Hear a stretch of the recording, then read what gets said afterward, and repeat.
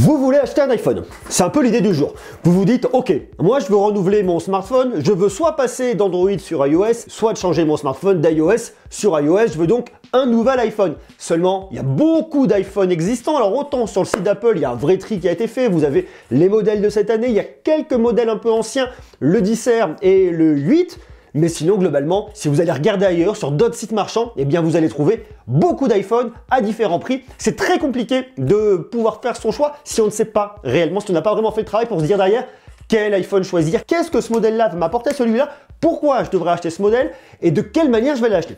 Ne vous inquiétez pas, je vais vous aider, on va se faire un tour complet de ce qu'on peut trouver en iPhone aujourd'hui sur le marché. Je vais vous dire quels sont les iPhones qui valent le coup, quelle est un peu la différence entre ces différents modèles justement. Je vous ai tout préparé, on va se poser derrière, on va regarder, je vais vous mettre des beaux papiers, vous allez voir, c'est très simple. Et à la fin de cette vidéo, j'espère que je vous aurai éclairci. En attendant, pour l'instant, je vous demande bien évidemment de me laisser un joli pouce bleu pour l'algorithme de YouTube pour permettre que cette vidéo soit vue au maximum de personnes. Et bien évidemment, vous pouvez poser toutes vos questions sur vos iPhones en bas en commentaire. J'espère que tout le monde va pouvoir un petit peu s'entraider pour vous aider effectivement à choisir votre iPhone. Et quant à moi, vous allez voir, je vais vous aider avec des petites fiches, c'est extrêmement simple. On se met derrière. En ce moment, moi, j'utilise ce modèle-là, l'iPhone 11 Pro Max. Pourquoi? Parce qu'il est vraiment excellent dans tous les domaines. On a le meilleur écran qu'on peut retrouver aujourd'hui chez Apple. On a vraiment quelque chose d'extrêmement puissant avec la puce A13 Bionic. On est très bon en photo et surtout, et ce que je voulais vraiment, on est excellent en vidéo. Et ça, pour moi, c'est très important. Sauf que cette petite bête, elle peut rapidement coûter cher. On va donc faire un tour pour voir quel iPhone acheter en 2020. Le prérequis. Moi, ce que je vous conseille, c'est de ne pas acheter d'iPhone avec un stockage inférieur à 64 Go. J'ai déjà fait l'expérience, j'ai déjà acheté des iPhones à 16 Go, à 32 Go. Et lorsque vous allez mettre des applications, de la musique ou tout ce que vous voulez, vous allez tout de suite manquer de stockage. Enfin, tout de suite. Au bout d'un moment, vous allez manquer de stockage, vous allez devoir supprimer des applications pour en installer d'autres. Toutes les applications, une fois que vous les avez installées, elles continuent à grossir, elles prennent de plus en plus de stockage. Donc vraiment, pensez à partir sur un grand minimum de 64 Go de stockage. Ça vous coûtera un peu plus cher que ce que vous allez pouvoir trouver en 32 ou en 16. Ça peut vraiment valoir le coup. Le deuxième point, c'est la question du neuf ou du reconditionné. Vous allez voir, je vais vous montrer les différences de tarifs en bas. Il faut savoir que sur le neuf, vous avez des garanties 2 ans, garantie constructeur 1 an, plus garantie européenne d'1 an supplémentaire. Donc ça vous fait une garantie de 2 ans. Là, vous êtes tranquille.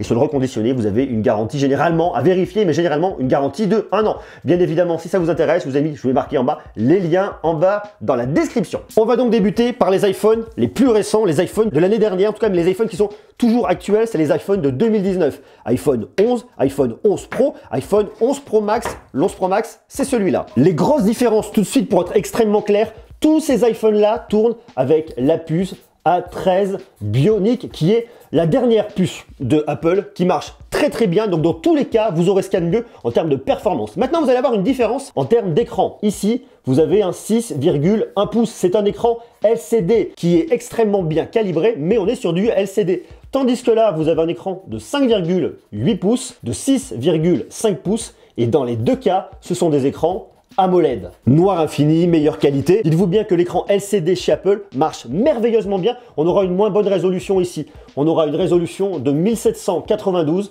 par 828 pixels. C'est pas du Full HD, c'est un peu moins. Mais franchement, lorsque vous le regardez, lorsque je l'essayais, on voit pas réellement la différence. Ça fait vraiment bien le taf. Je dirais que l'iPhone 11, c'est le bon compromis. Vous avez ce qui est vraiment bon en termes de performance. Vous avez un écran qui fait le taf. Vous avez une taille intermédiaire entre les deux, 6,1.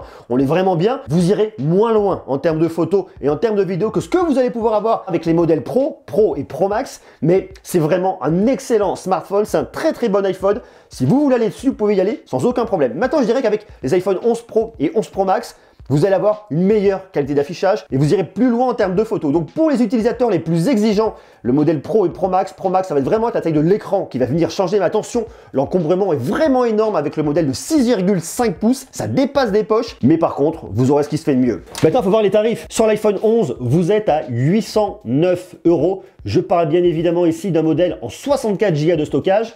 Sur l'iPhone 11 Pro, vous êtes à 1159 €. Toujours sur un 64 Go de stockage, tandis que sur l'iPhone 11 Pro Max, vous êtes à 1259 €. C'est tout de suite beaucoup plus cher sur un 64 Go de stockage. Et si vous voulez encore plus de stockage, tout de suite, les prix vont s'envoler. Voilà pour les modèles de 2019. Maintenant, on va passer au modèle de 2018, modèle de l'année dernière. Alors, Apple ne commercialise encore sur son site que ce modèle-là, l'iPhone 10R. On ne retrouve pas l'iPhone 10S et l'iPhone 10S Max parce qu'ils ont été poussés par les nouveaux modèles de cette année que sont les iPhone 11 Pro et 11 Pro Max. Par contre, ce qu'il faut savoir, c'est que c'est une équivalence en fait en termes de gamme. L'iPhone XR a été remplacé par l'iPhone 11. Vous êtes sur un écran LCD de 6,1 pouces, c'est exactement les mêmes formats. L'iPhone 10S a été remplacé par l'iPhone 11 Pro, 5,8 pouces AMOLED, tandis que l'iPhone 10S Max a été remplacé par l'iPhone 11 Pro Max, 6,5 pouces AMOLED. Ce sont exactement les mêmes configurations, il y a juste le nom qui va changer. C'était plus simple pour Apple de se dire, on va rester dans l'iPhone 11, 11, 11 Pro, 11 Pro Max. Il y a une meilleure lisibilité dans la gamme, il y a une meilleure évolution, c'est plus simple que se retrouver avec du 10S, 10S Max et 10R. On comprend pas forcément quel est le meilleur modèle. Lorsqu'on s'y plonge, on comprend, mais tout de suite, c'est un peu plus complexe. On a donc, comme je vous le disais, un 6,1 pouces, un 5,8 pouces et un 6,5 pouces. On est donc sur du LCD, on est sur de l'AMOLED et on est également sur de l'AMOLED. Tout comme l'iPhone 11, l'iPhone XR fait vraiment le taf. L'écran est vachement bien calibré. On n'a toujours pas de Full HD, mais ça fait le taf.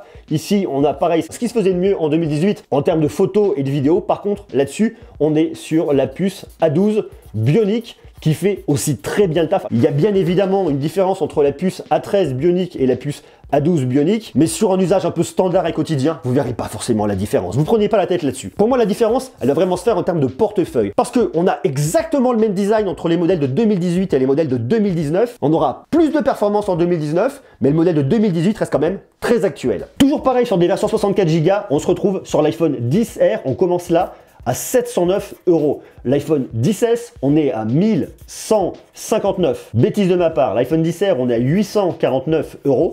Tandis que l'iPhone 10S Max, on est à 1159 €. C'est pas très lisible hein, ce que j'ai mis en rouge. En gros, entre l'iPhone 10S Max et l'iPhone 11 Pro Max, qui est à 1259 €, on a 100 € d'écart. Par contre, entre l'iPhone 11 Pro et l'iPhone 10S, vous avez quand même un gap qui est énorme. Là, on est à 1159 € sur le modèle de cette année. Sur l'autre modèle, on est à 849 €. Donc, ce modèle-là peut être vachement intéressant de par son tarif. Tandis que l'iPhone 11 à 809 € en passant sur l'iPhone 10R à 709 €, il n'y a pas un gap qui est énorme. Donc si vous voulez économiser un petit peu, vous pouvez aller sur le modèle de l'année dernière, le 2018, l'iPhone 10S, qui par contre est une belle affaire à ce tarif-là. Je vous ai mis d'ailleurs bien évidemment tous les liens dans la description. Ensuite, on voyage un peu dans le temps et on arrive sur le nouveau design, c'est-à-dire sur l'année 2017. En 2017, Apple a fait sa petite révolution avec l'iPhone 10. L'iPhone 10, c'est le smartphone événement pour les 10 ans de l'iPhone. En même temps, ils ont présenté un modèle qui était le renouvellement de la gamme un peu standard, c'est-à-dire l'iPhone 8 et l'iPhone 8 Plus, qui succédaient au 7 et 7 Plus.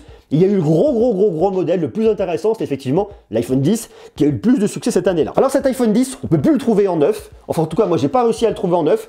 C'est un peu l'équivalent de l'iPhone 11 Pro, c'est l'équivalent de l'iPhone 10S, c'est un 5,8 pouces, c'est un écran AMOLED. Tous ces smartphones tournent sur la puce A11 Bionic. Bien évidemment, on sera moins performant que la A12 Bionic et que la A13 Bionic. Néanmoins, c'est un smartphone qui reste, je trouve, toujours actuel, qui commence très légèrement à vieillir et qui va beaucoup plus vieillir en cette fin d'année avec les nouveaux iPhones de 2020, mais que pour l'instant, vous pouvez trouver un tarif vraiment intéressant en reconditionné à 499 €, 23 en 64 gigaoctets de stockage. Donc ça, c'est aussi une très bonne affaire. Je vous mets le lien en bas dans la description. Donc on reste quand même sur un produit qui est pas mal et qui tourne tous les deux sur iOS 13, qui est le dernier OS. C'est-à-dire que vous avez le modèle de 2019 iOS 13, modèle de 2018 iOS 13 et les modèles de 2017 également iOS 13. Donc vous avez les dernières fonctionnalités. On arrive ensuite sur les designs, je dirais un petit peu plus old school. C'est vraiment ce qu'on va venir retrouver ici avec les iPhone 8 et 8 Plus. C'est le design d'avant. On est sur les anciens iPhones. Par contre,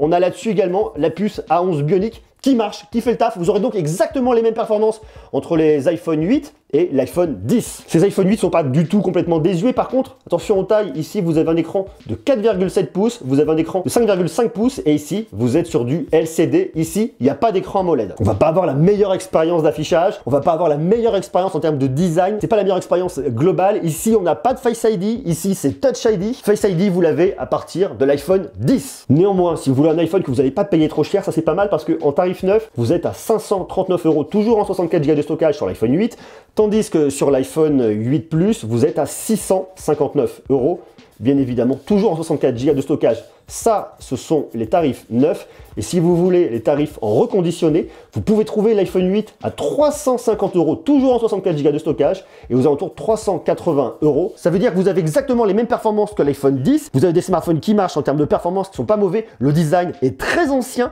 Les formats sont quand même petits par rapport à ce qu'on trouve aujourd'hui. Par contre, les prix sont aussi petits. Et ça peut aussi être un avantage pour profiter d'une puce qui reste quand même assez actuelle. Et après, on arrive dans les anciens modèles, les anciens designs, les anciens iPhones qui, eux, par contre, ont vraiment pris un coup de vieux, mais qu'on peut encore trouver et qui peuvent être intéressants si vous voulez un iPhone et que vous voulez pas mettre trop d'argent dessus. Eh bien, vous avez des alternatives qui peuvent être intéressantes. La plupart, vous les aurez en reconditionné, mais également en neuf. Vous êtes dans les mêmes formats que l'iPhone 8 et l'iPhone 8 Plus. Ici, toujours pas de Face ID. Ici, du Touch ID. C'est tout du LCD. Ça peut encore fonctionner, mais attention, autant sur l'iPhone 7, 7 Plus, 6S, 6S Plus et l'iPhone SE, vous pouvez avoir iOS 13. Sur les autres, vous ne pouvez pas avoir iOS 13, 6, 6 Plus, 5, 5C, 5S, vous aurez des anciens OS. Attention pour les mises à jour, attention, vous n'aurez pas forcément les dernières applications.